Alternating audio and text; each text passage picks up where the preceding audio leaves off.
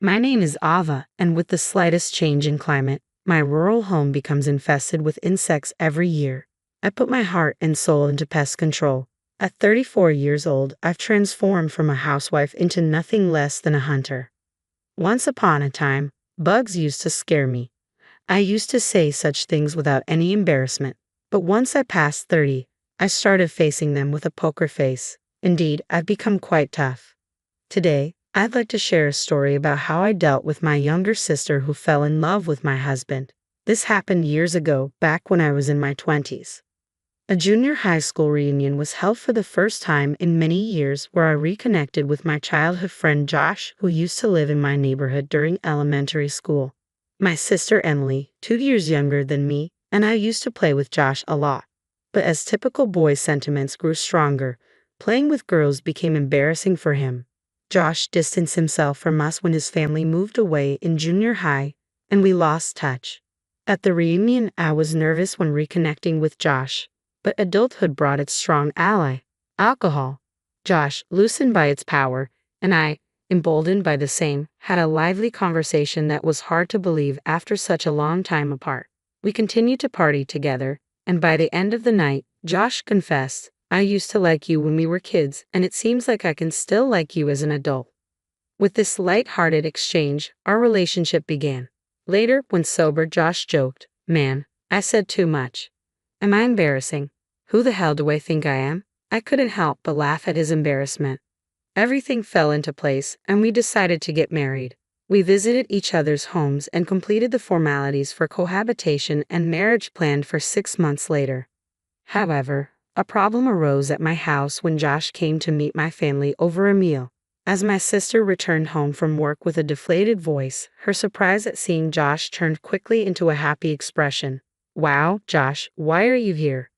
Embarrassed, Josh glanced at me and then explained, "Actually, we've been dating for about half a year now, and we've decided to get married. I came here today to inform our parents." I thought I should explain to my family, so I told my sister the circumstances. Her face turned visibly grim. "I see. I'm tired, so I'm going to bed. Good night," she said abruptly, retreating to her room and slamming the door shut. Wow, that was unpleasant," I said to Josh, worried that I had made him uncomfortable. But he reassured me with a smile. "I'm not bothered by it." Wanting to clear things up for my sister's sake, I added, "She's not usually like that. Maybe she's just not happy about us living together." Even our parents didn't show any problems, so I couldn't understand my sister's strong reaction. Still puzzled, I debated whether to ask her directly, but as I headed to the bath, I ran into her in the hallway. I started, unsure how to begin, as she fixed me with a devilish glare. "I can't believe you're marrying Josh. I've always loved him too. I'll never forgive you for this." With the rage of a demon, she stumped away, leaving me staring at her unexpected confession. Seriously, she was in love with Josh. I muttered to myself, feeling like the plot was straight out of a daytime drama, holding my head in disbelief. After a night of restless tossing and turning, I finally found clarity. Is it really a problem if my sister loves my fiancé? After all, our marriage is already decided. If Josh had loved my sister, it would have been a different story. But that's not the case. More importantly, if she's felt this way since childhood, she should have told him sooner. Realizing it was my sister's failure to express her feelings that caused this turmoil, I decided it was absurd for her to blame me. Though I could sense her growing hostility towards me as her older sister, I chose to let it slide. Despite the gravity of the situation, I opted for an optimistic view and decided to let it go. However, I was torn about whether to tell Josh. On one hand, revealing my sister's feelings might complicate things for Josh, I reasoned. But if I don't tell him, he'll sense the tension whenever he visits without understanding why. Considering Josh's involvement, I ultimately decided honesty was the best policy. "I have to tell him," I resolved. When I finally did, Josh listened attentively and reassured me, "Tell me if anything happens. I'll handle it." "True, it's a sister issue," I acknowledged, relieved by Josh's understanding. "If she gets too aggressive, maybe I'll use you as a shield," I joked nervously. "Don't joke like that," Josh chuckled, trying to lighten the mood. With our decision made, neither of us wavered in our commitment to marry. Convincing my sister was not our aim. We simply accepted the situation. From then on, as expected, my sister's animosity towards me only grew. On one occasion, after she used the bathroom before me, she left it messy without cleaning up. This isn't a big deal. It's just a shower, I sighed, trying to brush it off. I could even afford to joke about how cute my little sister was for pulling such a modest, shabby prank. However, having my makeup and wallet hidden before heading to work was a real blow. I don't have time for a treasure hunt in the morning, I muttered, desperately searching for them. Trembling at the thought of being late, I barely made it to work on time twice in 1 week. You're not slacking off with your wedding coming up, are you? My boss eyed me coldly, adding to my frustration. I won't forgive her. No, I'm the big sister. I should forgive her. But I won't. No, I muttered to myself, conflicted. Initially, my parents were unaware of my sister's harassment, but after she started hiding my valuables, they began to notice something was off. Why are you doing such childish things? My mother scolded my sister, though my sister seemed to revel in annoying me. The real issue, however, was my father. Ever since my sister was born and my mother's health declined, he had cared for her as if she were still a newborn. He doted on her more than me, or rather, he was biased towards her. His experience in parenting had made him feel like a mother, and I couldn't fault him for that. I, too, loved my sister, especially considering the tough times we grew up in together. Reflecting on our different treatment, I recall the childhood incident when I had wanted to go to an amusement park, but she had insisted on the aquarium. My father, always siding with her, promptly decided on the aquarium. I remembered my mother, always checking if I was okay with his decisions, asking, "Are you sure it's okay not to go to the amusement park?" Honestly, I don't harbor any bitter memories of my father's favoritism towards my sister, but if my mother hadn't balanced things out, I might have felt inferior. Plus, at the time, even my friends remarked about how my sister received more affection. I didn't dwell on it. I simply accepted that there was a bias in love everywhere. Maybe it's just my inherently optimistic personality. I always look for reasons not to feel down. But this time, my father clearly took my sister's side. Apparently, she accused Josh of stealing her boyfriend, which in my father's eyes painted Josh as the villain. I understood his protective stance, imagining the plight of the sister who was left behind while her elder sister was about to get married. In response to my father's thoughts, my mother intervened, saying, "I don't see Josh as the kind of person who would do such a thing," voicing her skepticism. "No, that's not true. Listen to my opinion," I countered, hoping they would consider both sides fairly. My mother, known for not taking our words at face value and judging us fairly, tried to mediate. But my father's protective instincts overruled reason. I can't bear to see my poor sister dumped and even my elder daughter being played with, he insisted adamantly. I won't allow this man to take advantage of my beloved daughters. Wake up. It felt like I was being pushed into a corner, unable to make my voice heard amidst my father's firm convictions. Though he loved us deeply, his favoritism caused a strain this time. The growing opposition to my marriage troubled me deeply. So, I made a decision. I would leave home earlier than planned and live with Josh.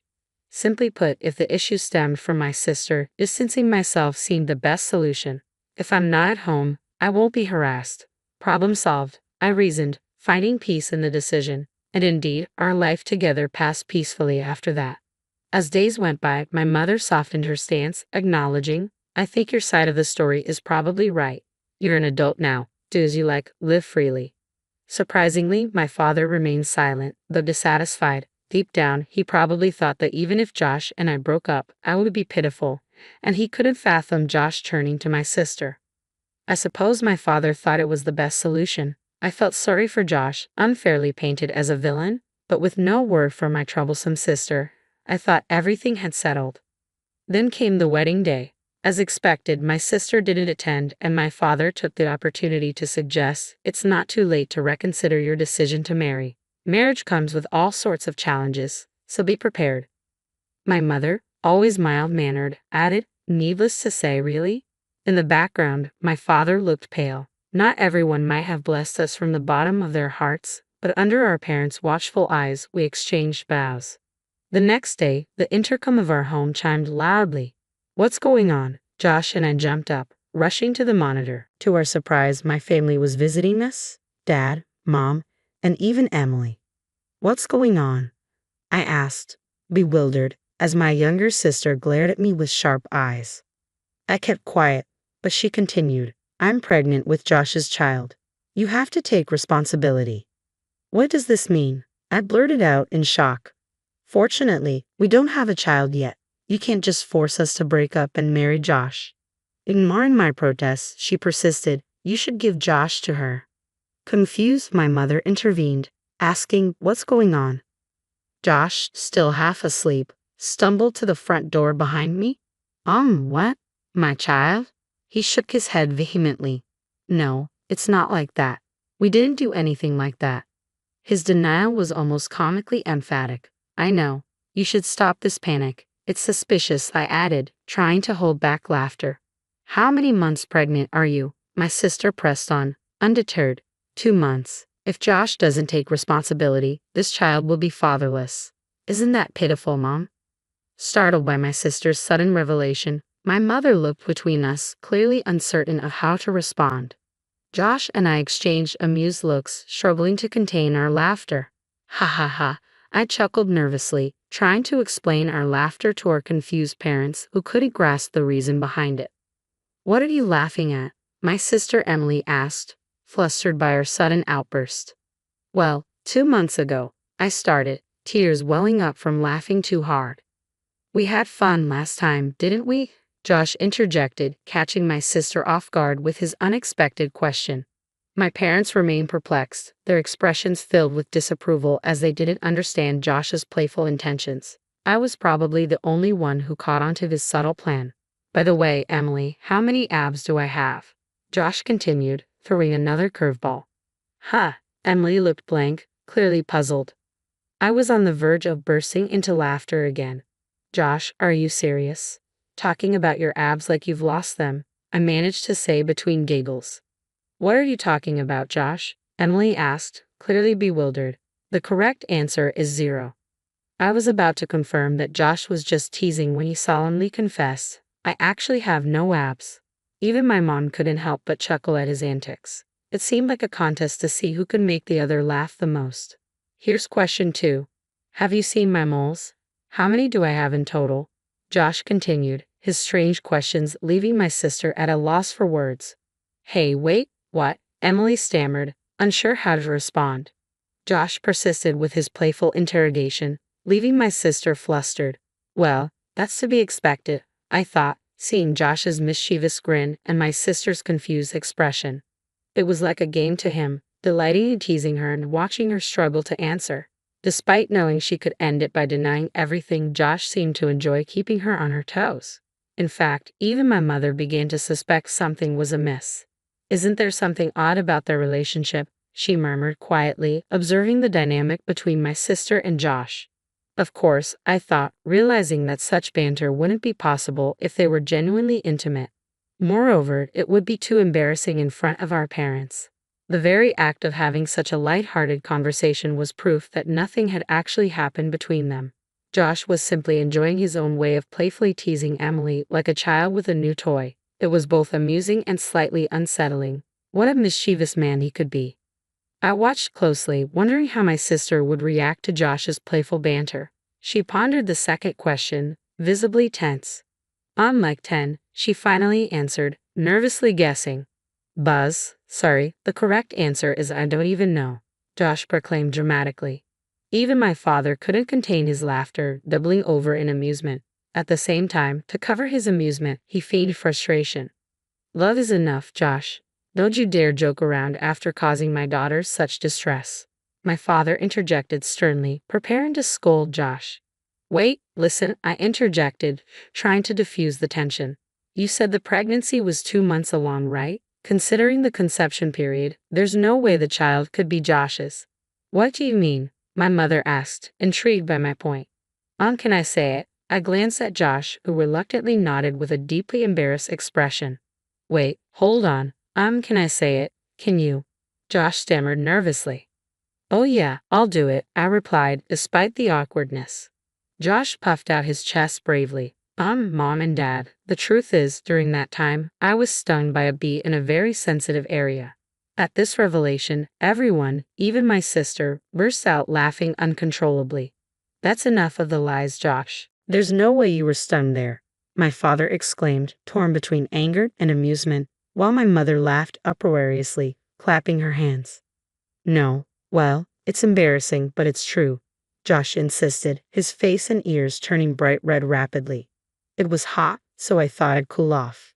Taking advantage of the fact that I couldn't be seen from outside, I opened the window and was relaxing in the nude when a bee flew in and stung me. I struggled to contain my laughter, trying to respect Josh's embarrassment in front of my family, but it was too hilarious not to join in. There's no way a man could be that embarrassing, my father chuckled, shaking his head. Well, that embarrassingly embarrassing man is right here, Josh retorted loudly, trying to defend himself. That still doesn't prove that the child in my belly isn't from Josh's seed, my sister interjected, regaining her stance and joining the conversation with renewed vigor. Emily, think about it, I reasoned. Josh got stung in a very important place. Dad, imagine if that happened to you as a man. You'd understand the pain of having such a vital area harmed. My sister fell silent, considering my serious tone. Meanwhile, my father, who seemed to have visualized the situation based on Josh's explanation, quietly clutched his groin and looked down thoughtfully. Though he tried to maintain a stern face, it was clear he was starting to believe Josh's unlikely tale. It's a really delicate area for men, so it was tough. I even thought about calling an ambulance, Josh concluded, his embarrassment evident despite his attempt at humor. I couldn't help but respond to Josh's story with embarrassment. I had a fever, it was tough, and doing the deed in that state would be way too kinky. You can even check with the hospital that took care of me if you want, Josh explained in an almost inaudible voice. To my surprise, my mother burst into laughter. Josh, didn't you used to have a habit of taking off your swimsuit when you played in a kiddie pool? She teased, approaching him with playful curiosity. Why don't you show me where you were stung? Josh tried to dodge my mother's playful inquiry, covering not his private area, but his irrelevant chest. From what I saw, my mother seemed to fully trust him now, which gave me a sense of relief, although Josh didn't seem to share the same feeling. Well, I sympathize as a man. I don't think anyone would lie about such an embarrassing thing. There's no need to check with the hospital, my father chimed in, his expression unusually kind towards Josh, as if respecting his dignity. Ironically, it seemed that understanding came quicker among men in this situation. I wondered if this was what they called a blessing in disguise. Amidst this light-hearted banter, I turned to my sister, who stood in a daze. Even if you lie like this, it won't lead to Josh and me getting divorced. I think you're just making yourself more miserable, I said calmly. You may not believe me, but I really want you to be happy. After all, you're my only sister. My sister's eyes widened in anger. Shut up, shut up, shut up. I don't like Josh anymore. If he's going to take your side, she snapped, emotional and reaching out to grab me. I don't care if you don't like me. I love Ava, and that's all that matters, Josh firmly asserted, brushing off my sister's hand. I consider Emily a precious childhood friend and now my sister-in-law. I never have and never will see her as anything more. If you keep repeating these lies, I'll defend Ava with all my strength. I couldn't help but feel moved by his words. He had come a long way from the man who was embarrassed by a bee sting, muttering about the world being his enemy. Watching this unfold, my father intervened. Emily, if you're really pregnant, show us your medical records or something, he requested, his tone serious. With that, my parents made it clear they had believed Emily's pregnancy claims without any basis. I appreciated their unquestioning trust in their children, though this time it seemed to have backfired. If you've lied, you owe both of them an apology, my mother added sternly. My sister, visibly shaken and biting her lip, turned away with tears in her eyes. My father moved to follow her, but my mother stopped him. Let her go and cool off, she advised. 2 weeks passed. My sister continued to insist she was pregnant, but my mother finally persuaded her to visit a gynecologist. The diagnosis: no signs of pregnancy and perfectly good health. We're sorry for dubbing you and causing you so much trouble, my parents apologized sincerely. We should have trusted Josh, whom we've known for so long. Please take care of Ava, and forgive us for making this difficult for you both. They bowed their heads apologetically. To be honest, I couldn't blame my parents. I haven't discussed the strained relationship with my sister with my parents. They have always believed in their daughters without question, a quality that society might view in various ways, but for me it has been a source of immense reassurance. Despite occasional favoritism towards my sister, especially from my father, I have come to forgive them for the mistakes they made. They raised me well, and without them, I wouldn't have met Josh or lived such a happy life. When my sister's lie about being pregnant was exposed, she reacted angrily, declaring, "I don't need this family anymore," and stormed out of the house. Normally, my father would have gone after her, but this time he suggested it might be better for Emily to take some time away, a cooling off period. My mother agreed, adding firmly, "If she can't come back and sincerely apologize, we won't let her back into this house." Deep down, I doubted my sister would ever apologize sincerely. It felt like a definitive break between us.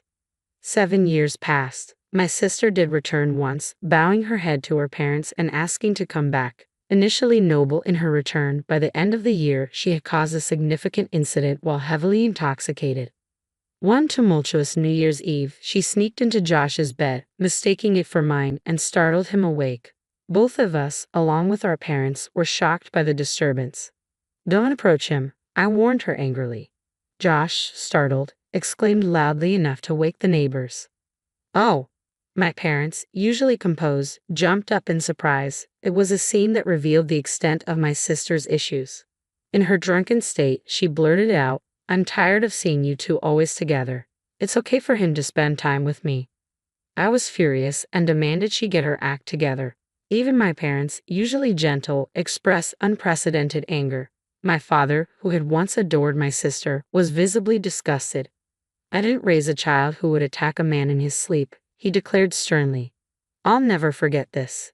Despite my sister's tearful apologies once she sobered up, my father remained resolute. "Your actions when drunk reveal your true feelings. I can't trust anything you say anymore." With that, my parents disowned her. It was a painful but necessary decision. Meanwhile, I discovered I was pregnant for the first time shortly before this turbulent New Year's Eve. Since then, I've given birth to 3 children, including twins, making me a mother of 4 by the age of 34. Life with 4 children is chaotic, walls scribbled with crayons, daily struggles with clothes and toothbrushing, but seeing their sleeping faces each night makes it all worthwhile. My parents adore their grandchildren, often visiting to help with childcare. Josh, too, is deeply involved, despite the challenges. He handles the chaos with a smile, even as he worries about his thinning hair from constant hair pulling during piggyback rides. I find it amusing and endearing to see Josh grappling with hair loss. With his promotion and improved salary, he could afford treatments, but I secretly enjoy watching him embrace fatherhood in all its messy glory. Our home is far from quiet and calm. It's lively and noisy, but I couldn't be happier.